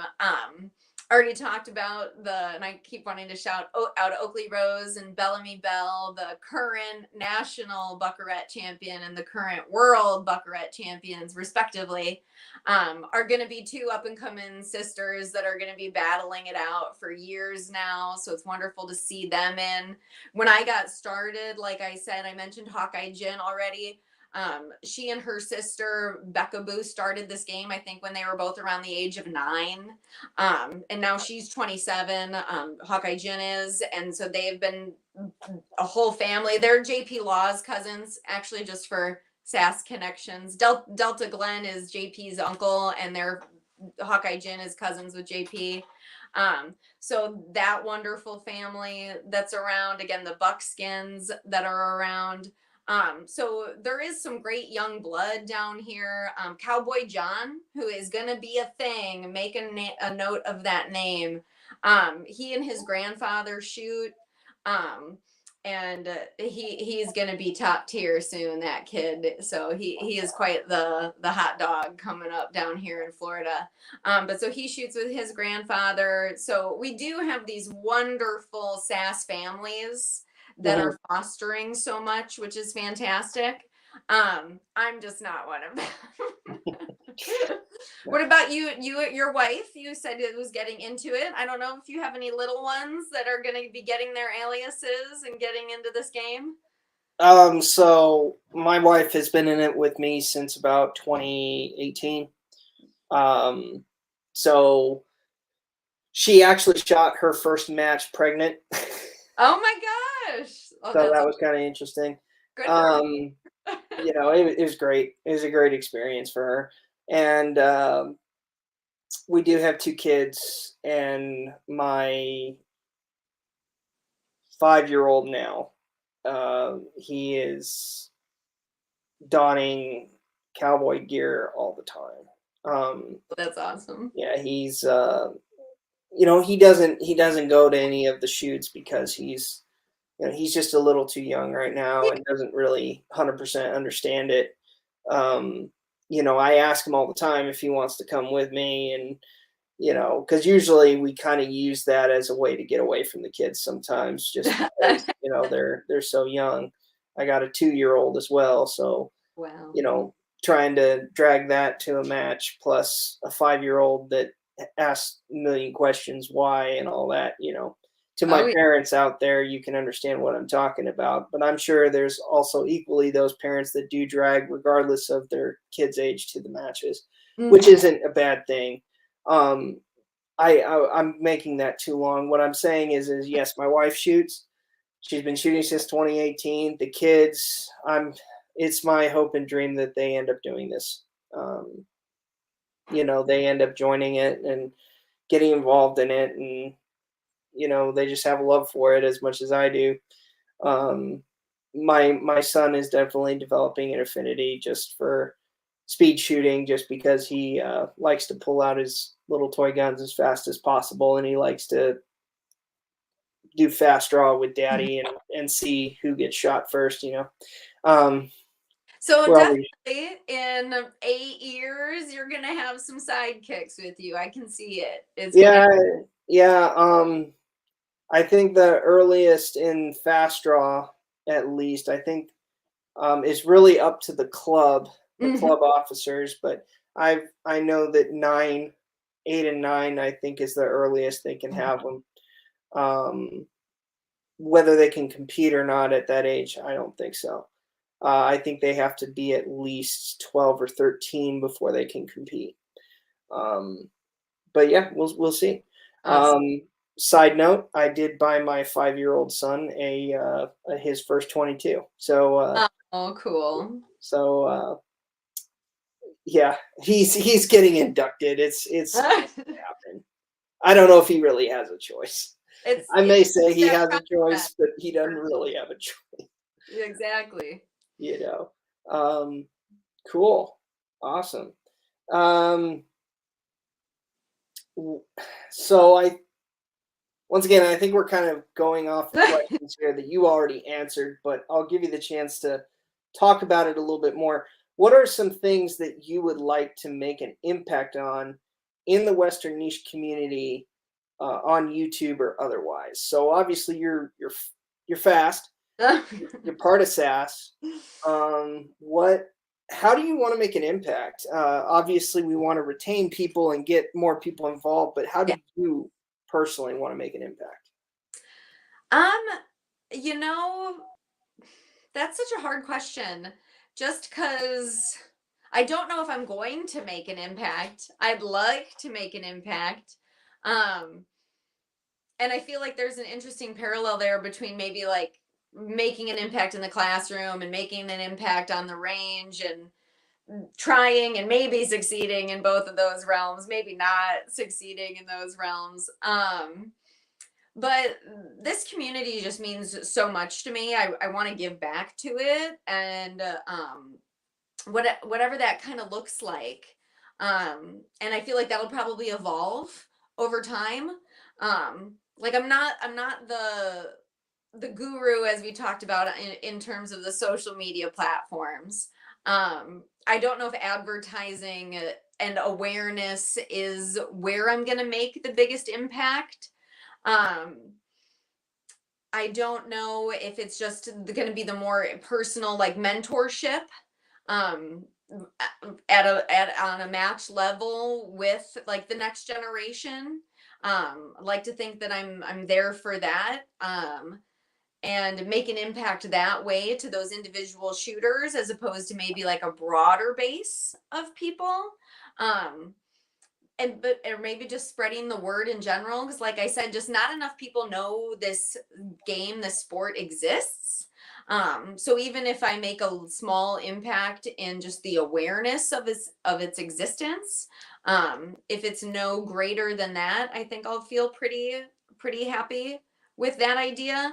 I think helping the next generation of match management is probably going to be, our current match directors can't run those matches forever. So people are going to inevitably have to step up at different matches for this game to continue. So that might be another part of it, where I make an impact in this game in terms of helping run more matches.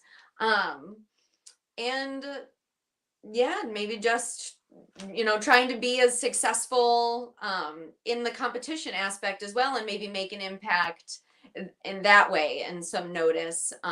That I'm trying not to feel like that's going to get to a braggy line or something, but make an impact in terms of where women can finish in the game. And things like that as well. I certainly have dreams and aspirations to make an impact in that regard. So I don't know if social media is where I'm going to leave that to you guys that are better equipped and have that. But I certainly hope to at least impact my general Florida SAS community to make sure that this game lasts in this area for a very, very long time. What about you? You have this huge following on this huge channel. So is that where you think your biggest impact is, or is your impact going to be the next generation we just talked about that you're going to be growing there in Texas, or what's that look like? Well, I think my biggest impact is probably at this point just going to be continuing to grow the channel. Mm-hmm. I started this channel back in 2018, really didn't take off until recently this last year. All algorithms aside, you know, I don't want to say that all of my followers are SAS people, but I think they're people Right. that are at least interested in Western stuff. Otherwise, they wouldn't want to do that. That's why I kept my niche to the Western side, because I wanted to attract those people. So going back to my teaching background, I wanted to always make an impact that way. And we can talk about why each of us wanted to be teachers, but I did like teaching when I taught. There were certain aspects that I didn't like, unfortunately, and that caused me to leave. Mm-hmm. But I think the fact that I liked about teaching was that teaching is my passion. And I wanted to continue my passion, but I wanted to do it in a way that I wanted to, not how it was being dictated. Yeah. In my opinion. Mm-hmm. Yeah. So, I think to answer your question in short, I think it's going to be this channel. Unfortunately, I just don't, unless I'm older, I guess. I'm 34, by the way. I was going to ask duelist, so I didn't get an age range from you. No. I'm 34. Which is why I said you're the closest in age that I have seen to me in this sport. And obviously that's not necessarily true. I'm sure there's plenty of other people in their 30s, both early and late who do this. It's just that I don't see them. Right. Just because of the geographics. But I think maybe when I'm older, I can probably contribute a little bit more when it comes to, say, stepping up in the leadership roles. Mhm. Um, Unfortunately, just with as many commitments as I have now, you know, working a Yeah. full time job just like you, um, having a family, young kids, Mhm. it's really been difficult. What I did do to step up in leadership was I actually started a fast draw club here. Yeah. So I did do that, and that I think is part of the commitment too. Um, so I think that's where I contribute. That's awesome. Yeah. Small Caliber Arms Review says, "Good night, you two. Enjoyed what I got to see, but these old cowboys got to hit the hay." He's a SAS shooter. I don't know if you watched my last live stream with him, but Mhm. he his handle is Dick Silver because his Oh, first name's Richard. Um, so he goes by Dick, and then Silver is because he's got his gray hair. So that's what he goes by. Um, but he is in the SAS community as well. Just hasn't had a whole lot of time to really do it, as he likes to tell me. He's actually a construction guy, so he works mm. quite a bit. Um, but yeah, that's good. How do people, in your opinion, end up getting more experience and learn more about the Western shooting sports? How do you think more people would best find out about us? That's a really good question. Um, I found Cass through a calendar at a range. I was at a gun range in Gainesville, Florida, and they had cowboy match on their calendar, and I was like, "What's that?" And I came on the day that it was on the calendar to watch, and that's history. I was obsessed ever since that day. But so in terms of like that was just so happenstance. That was just so fate, I feel. Um because it wasn't online, it wasn't YouTube, it wasn't anything. It was just there happened to be a club at that range that I was at, and there was a note on their range calendar that was there. Um, so I don't know. I think YouTube, I know a lot of people like you said. Hawkeye Jin actually has some of the original videos I know. I think it's the Light 'em Up video that she made. I'm trying to remember what year that's from.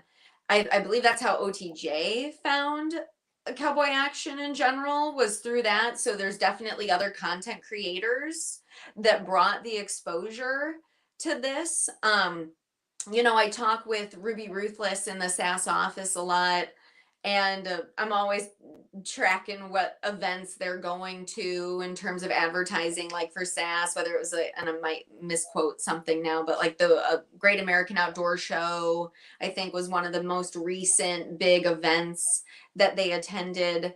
Um, I think we need to talk about it more. I think we need to post more things. We probably do need to, and I'm not helping in that regard, flood the algorithms with cowboy action stuff.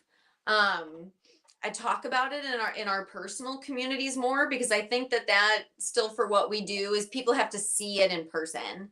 People really need the camaraderie on the range to see the banter, those behind the scenes things. That's not just like a good stage video, but that there's so much more to it than um that this is the answer for a lot of things. Like if I live in Florida, so people that golf, people that bowl in the villages, people that do all that play pickleball has become this big thing where it's like this is a thing, this is the thing that you could be doing that could be your answer for that stuff. Why you don't have to shoot every single weekend of your life like I do. You can be more casual with it like that and just shoot once a month. Um, there's no requirement for that. Shoot when you're able, and that it could be looked at as more of a good general. I don't really want to call it a hobby, but I feel like to get a higher population numbers, people need to understand that it can be like that.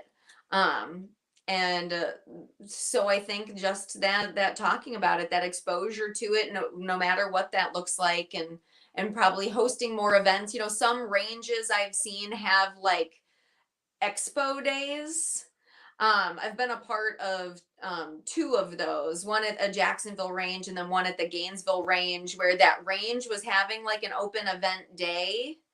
And so there was like a cowboy booth that we set up so people could come and learn and try things. So maybe if it's communicating with the ranges that we host our clubs through more to try to do event things like that for exposure, that might be more actually meaningful in terms of recruiting new people than maybe just all of the online stuff where people are just keep scrolling. So maybe just that communication with our ranges. I know and especially now that I think we're past all of the COVID stuff, to kind of have those more public events where people can come see it like that when there are big matches that you're hosting. Making sure people know, people are always asking, can spectators come, can visitors just come, and we're always like, yes, absolutely. Because I think once people see it just like me, they're gonna want to be a part of that, and that's the connection we want to make with people to get more people in the game. So I'd say that's a pretty good answer. it's like you're running a club, so I don't know. Is it a private range? Is it a public range? No, it's at my place. Oh, that's awesome. Yeah, we got the land, so we're using it, Yeah. and you know, it's not great for anything with live bullets, so wax bullets works out great. But yeah, that was yeah, I can talk a little bit about that, I guess, when we get a little later on, maybe as we get to the Q&A for the audience. I'm almost done. I promise you won't have to hear me talk too much longer. But what is your favorite Western movie and why? Oh my God, you sent me that and I meant to really think about it because I wanted a good answer. Because you know, everybody says like Tombstone, and I do love Tombstone. It's fantastic. It's got sentimental value for me. I love Tombstone. I really also do love Once Upon a Time in the West. I think that's just such a beautiful movie in every aspect. Um, Great story, great just everything with Once Upon a Time in the West. Um, and so I don't know, there's some others that I really like as well. I was a big Wiggly, or I can't want to say Wiggly, Quigley. I shoot with a shooter named that takes his alias as Wiggly a lot, so I forget that it's Quigley Down Under. A phenomenal movie, highly recommend. Um, and then there's just such a spectrum. There's so many I still don't think I've seen. I try when state matches release their theme to make sure I watch that movie before. So our Florida State match this year was Big Jake, and I had never seen Big Jake before. So I made sure, I'm trying to remember how long ago, but maybe 7 weeks ago, 2 months ago, I watched Big Jake for the first time and really enjoyed Big Jake. But Tombstone and Once Upon a Time in the West are probably my favorites. What about you? The Wild Bunch Oh, Wild Bunch is a good one. is I just definitely, watched that for the first time not that long ago. yeah, it's That you'd be was sad. surprised. Yeah, you'd be surprised what other kind of westerns are out there that I didn't even know existed. The Professionals is another good one. Mhm. But the Wild Bunch is one of my favorites, I would say.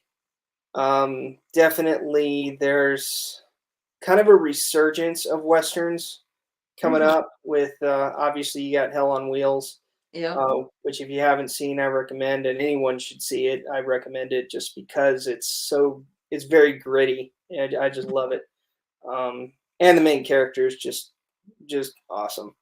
Who doesn't like Bohannon? Um, Uh, I would say Hostels is a good one Mm. too, which is kind of a Netflix thing. Um, I was yeah. gonna say like, but it was risque. That I was into Westworld when on HBO first came out. It kind of like jumped the shark for me and stuff, but I did really like the first season of Westworld. And I was kind of wondering if that was gonna get a whole new generation of people like into some of those things, but that had the weird like sci-fi element to it as well. But I still really did enjoy it. Gotcha. Yeah. No, that's good. Uh, I I like westerns. It's not my absolute favorite to go with. Hmm. Um, I've got other movies that I think are a little bit more top tier, but I'd just say that The Yeah. Wild Bunch is good. Tombstone is a good movie. Um, when it comes to just the who doesn't love Doc Holliday that Well. way? I mean, he's just the sarcastic individual that you would totally imagine someone like Val Kilmer being Mhm. for his age.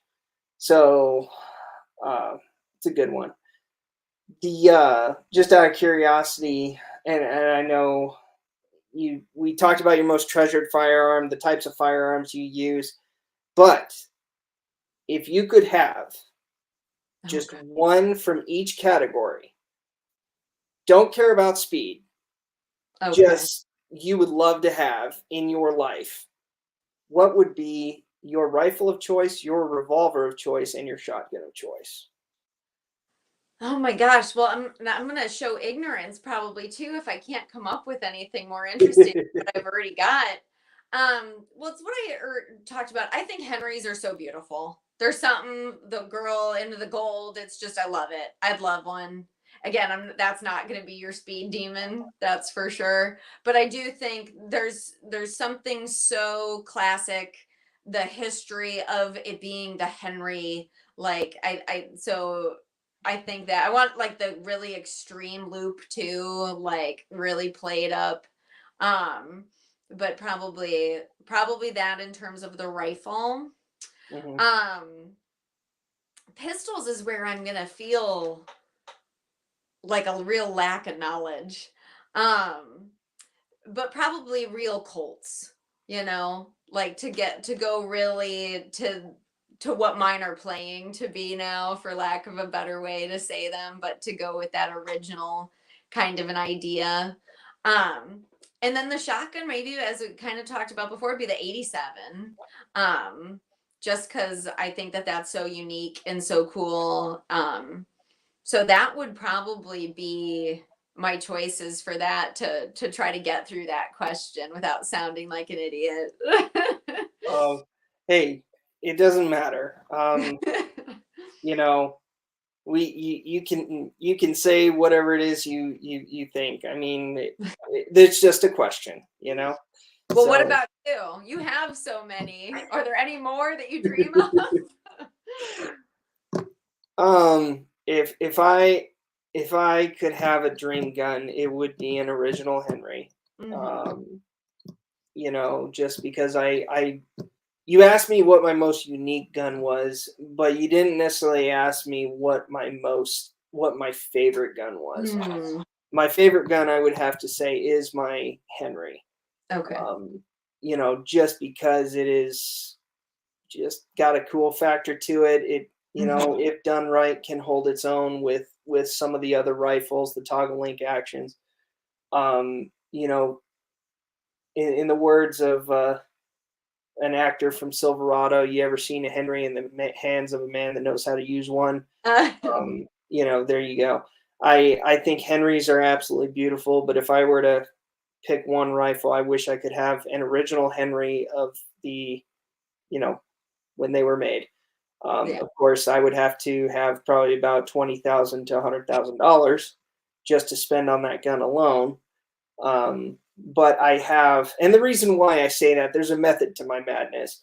I have a Uberti 1860. I have a Henry repeating arms copy as well. My next thing is to get an original, so that would be awesome. Revolvers, I would say I do have a first generation Colt. So I would say the Colt is definitely it. It is a Colt Frontier 6 shooter in 4440. So just a very iconic and just different. Mm-hmm. Um, I think I have a couple videos on it, and I have a picture on when I shot full caseload of black powder through it. It's pretty impressive. Shotgun wise, I like hammered doubles. Okay. You know, someone told me to get a hammered double one time, and I said, fine, I'll go get one. And I decided to get the worst hammered double you could possibly buy. I couldn't break the action on it for anything, but I just didn't have the right one. Mm-hmm. It was one of the really cheap knockoffs, I guess, back when they were like 200 and 250 bucks.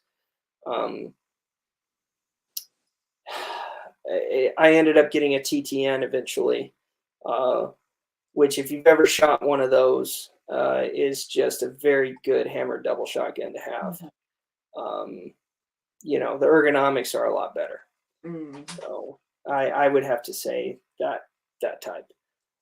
Very cool. It's pretty good. Let's go ahead about the Q&A real quick. So Yeah. I'm just gonna sorry. I'm gonna remind the no, audience, if you got questions, go ahead and put it in the comment section. I'll bring it up. We'll try and keep this short. I know we're going on 2 hours. Enjoyed it thoroughly. Thank you. Yeah, it's been fun. It's been real fun. I'm enjoying it too. But we'll bring up comments, questions, and we'll try to answer them to the best of our ability so that we can get moving.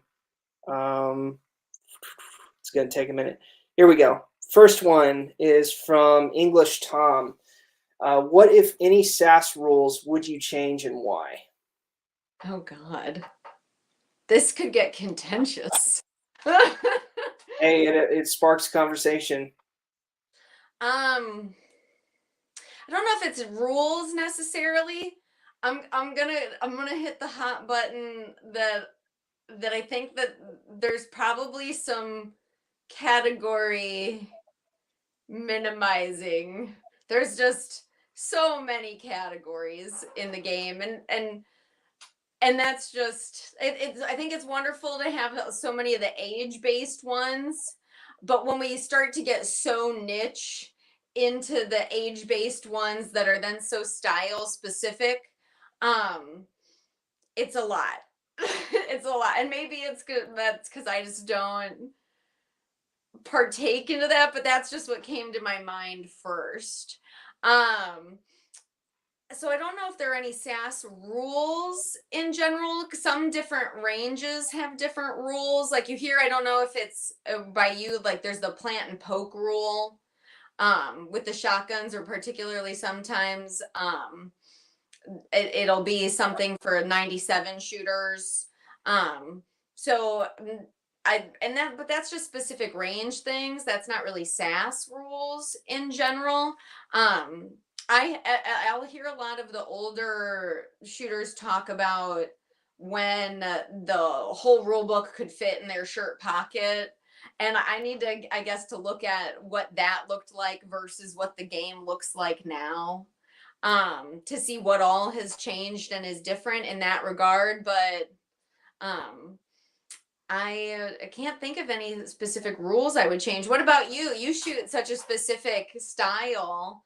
Is there anything for the duelist that would come into play with that, or just anything that might be different since you approach a stage so differently in regards to the rules? I'm gonna hit a hot button too, and it's definitely gonna have. I think I'm not gonna say that we have to change the 170 rule, Okay. but for us duelists out there, we often have to do the cross draw dance, and I am very much not.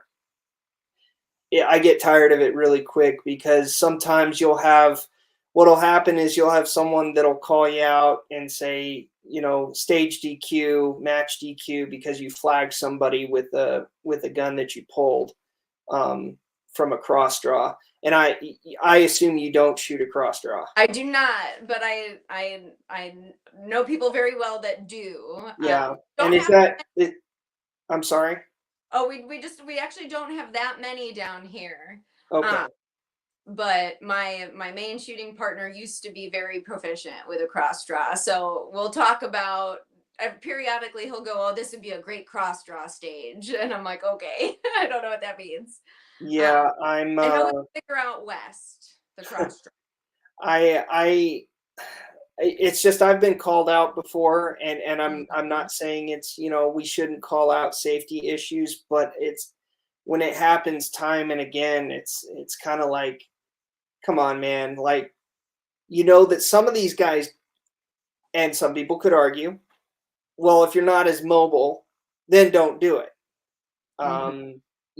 Just kind of use that sense. But the fact is people want to do it. They want that category. Why not let them, regardless of their mobility? Um, you know, does that mean if only one person sees it happen, does that mean that, it has to be a stage DQ? Or is it just, it's a cross draw guy. He did one Mm-hmm. time out of all 6 stages, and it goes the same with putting it away versus pulling it out. Uh, sorry. Yeah.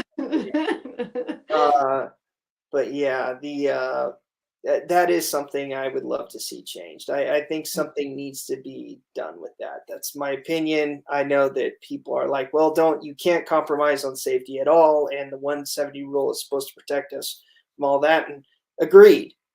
But I think we need to have the ability to make a stage advantageous to all shooters in category regardless.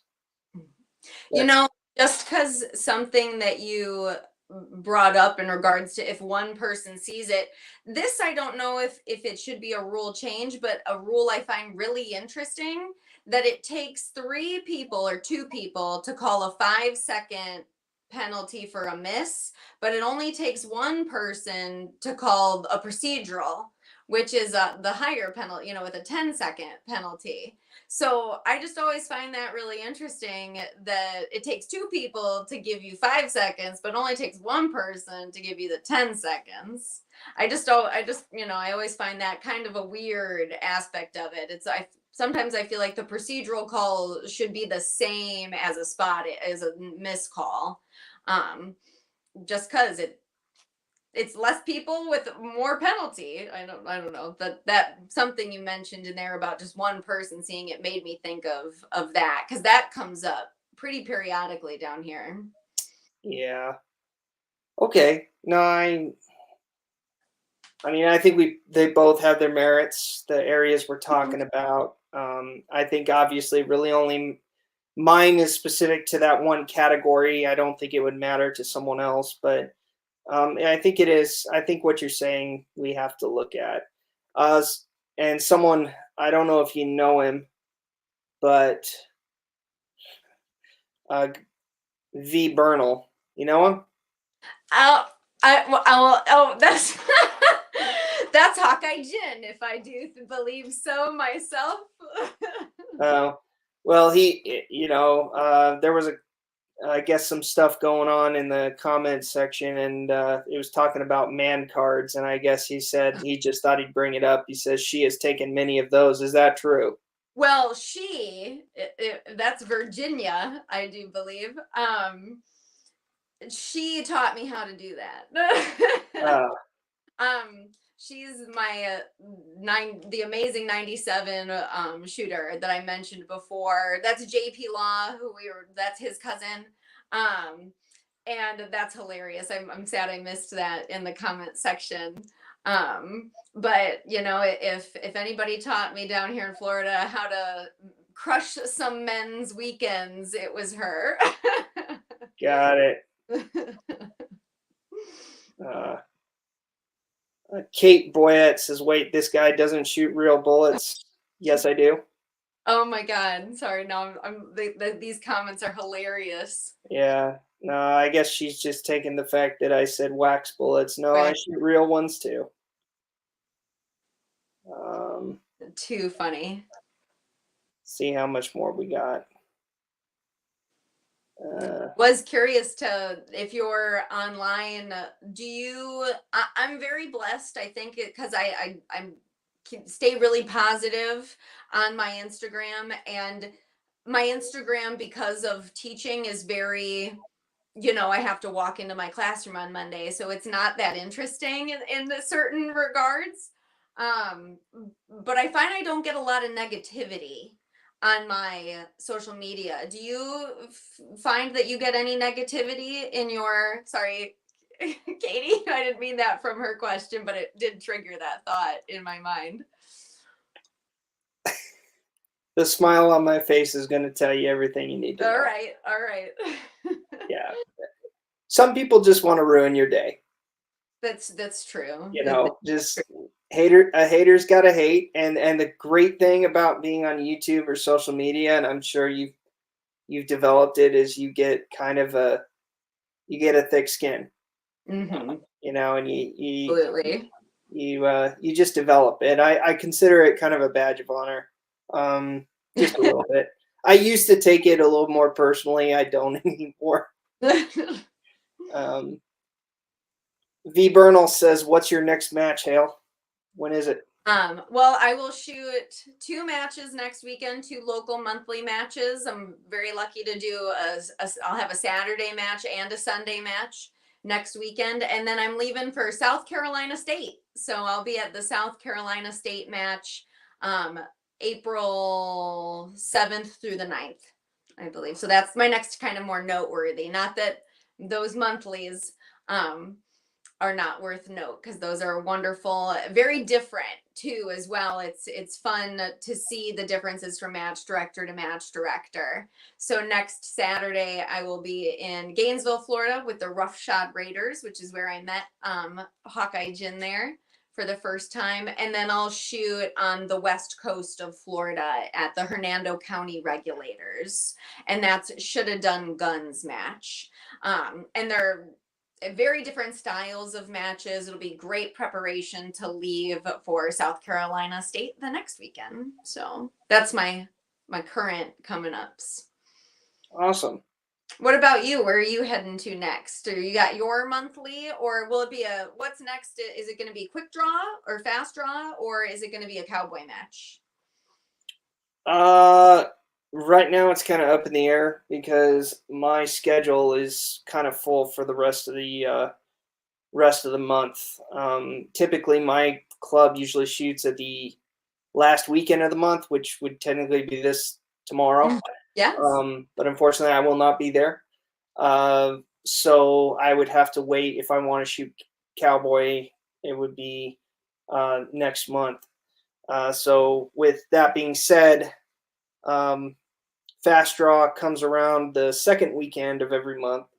So that would be the next possible one I could attend, but something could pop up between then and now. So we'll see, man.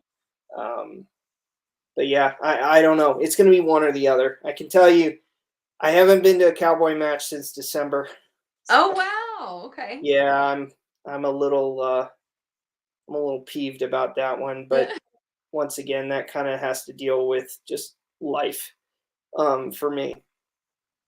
So yeah, that's it. That's all I've got on my end. And I think that's all the questions I have from anybody. So with that being said, before we close out, are there any final questions that you're curious about me through this whole conversation that you had that you really want to ask, or anything we need to talk about that we missed? What's your bucket list match? The dream match you want to attend? Um, I do. Do they call it winter range anymore, or is it? I remember when they did. Mm-hmm. But is it just the national, is it just national championship referred to, and it kind of changes year to year, or is it still considered winter range?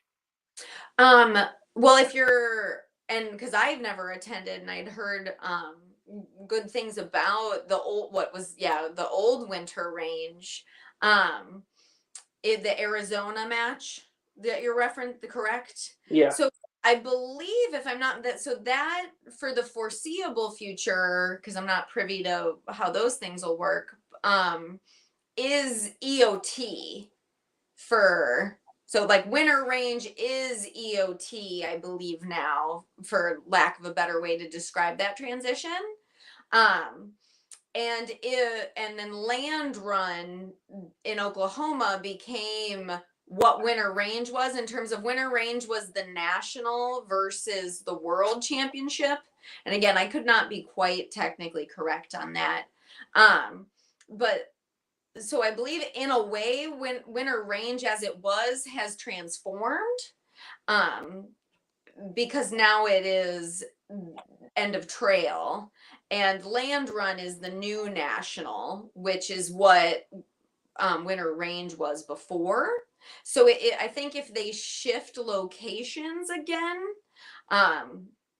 winter range might become winter range again. But again, I don't know about those things.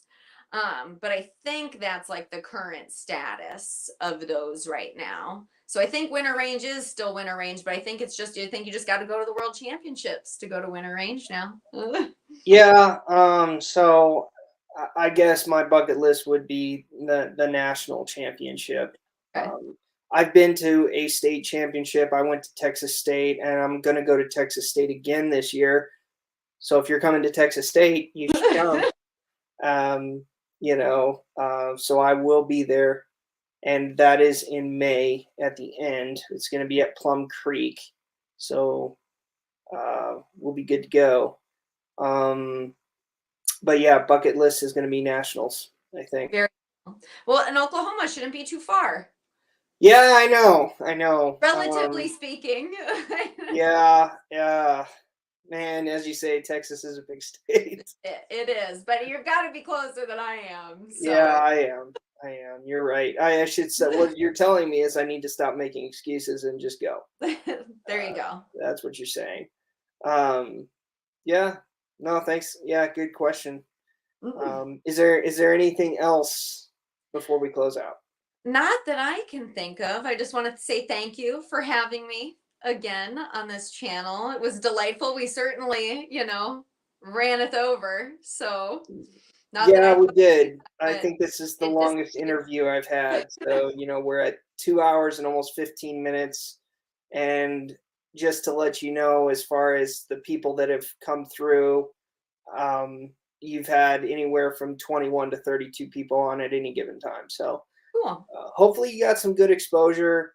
I'm really happy that you were on here and you actually accepted. Surprisingly, I have a hard time getting people to accept. There's a few YouTubers that I tried to reach out to that didn't want to, haven't said yes to me. Doesn't mean that I won't follow up, but I really appreciate you agreeing to do this. I think it definitely is going to be good for the community to see something like this out there. So thank you for your time. Absolutely. Anytime. Yeah. Awesome. Well, I'm going to say good night for now. And, I will talk to you sometime. Absolutely. You know where to find me. Yeah. All right. Thank you. All right. Bye. Have a good night, everybody. Bye. Have a good night.